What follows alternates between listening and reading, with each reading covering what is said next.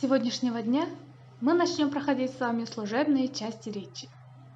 Сегодняшняя наша тема урока – предлоги. Бүгүнкү сабакта биз байламталар жөнүндө сүйлөшөбүз. Байламталар сөздөрдү бири-бири менен байланыштыруу үчүн колдонулат. Предлоги служат для соединения слов в предложении. Например, для сотрудника, без словаря, с хлебом, к дедушке, на работу и так далее. Бул сөздөрдө для, без, с, к, на дегендер булар байламталар. В данных словосочетаниях слова для, без, с, к, на являются предлогами. Өзүңүздөр байкагандай, байламтага жараша байламтадан кийин турган сөздөрдүн мүчөлөрү да өзгөрдү. Демек, мүчөлөрдүн өзгөрүшү ошол байламтадан көз каранды болот экен. Эгерде биз без, до, от, из, около, возле, мимо, вблизи, у, с, вокруг, напротив, впереди, внутри, среди, посреди, кроме деген предлогдор менен сүйлөм түзгүбүз келсе, анда предлогдон кийин турган сөзгө сөзсүз түрдө родительный падеждин мүчөсүн улайбыз. Мисалы, без кетчупа, кетчупсуз, до города, шаарга чейин, от икса, икстен жана башка.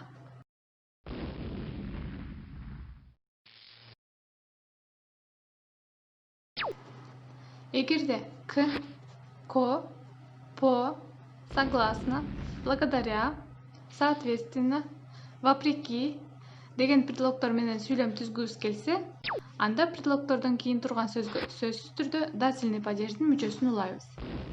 Мисалы, к маме, апага, ко мне, мага, согласно источнику, булактарга ылайык, по дороге, жол менен жана башка. Эгерде на, через, сквозь, за, под, в, про, несмотря на деген предлогдор менен сүйлөм түзгүбүз келсе, анда предлогдордон кийин турган сөзгө сөзсүз түрдө винительный падеждин мүчөсүн улайбыз. Мисалы, на площадь, аянтка, через клуб, клуб аркылуу, за деньги, акча үчүн, про жизнь, жашоо жөнүндө жана башка. Эгерде с, со, над, под, перед, между, за, согласно с, в связи с деген предлогдор менен сүйлөм түзгүбүз келсе, анда предлогдордон кийин турган сөзгө сөзсүз түрдө творительный падеждин мүчөсүн улайбыз. Мисалы, с кетчупом, кетчуп менен, над столом, столдун үстүндө, под столом, столдун астында, за компьютером, компьютердин артында жана башка сөздөр. Эгерде о, оп, обо, на, в, при деген предлогдор менен сүйлөм түзгүбүз келсе, анда предлогдордон кийин турган сөзгө сөзсүз түрдө предложный падеждин мүчөсүн улайбыз. Мисалы, о сказке, жомок жөнүндө, на столе, столдун үстүндө, в университете, университеттин ичинде жана башка. Эми теманы төмөнкү таблица менен жалпыласак. Бул таблицада ар бир предлогдун котормосу жана кайсы падежде колдонуларын билсеңиздер болот.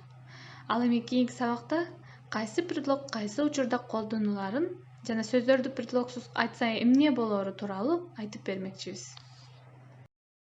Эгерде видео жаккан болсо, сөзсүз түрдө класс басыңыздар жана каналга катталып, коңгуроону жандырууну унутпаңыздар. Эгерде суроолор болсо, комментарийге жазыңыздар.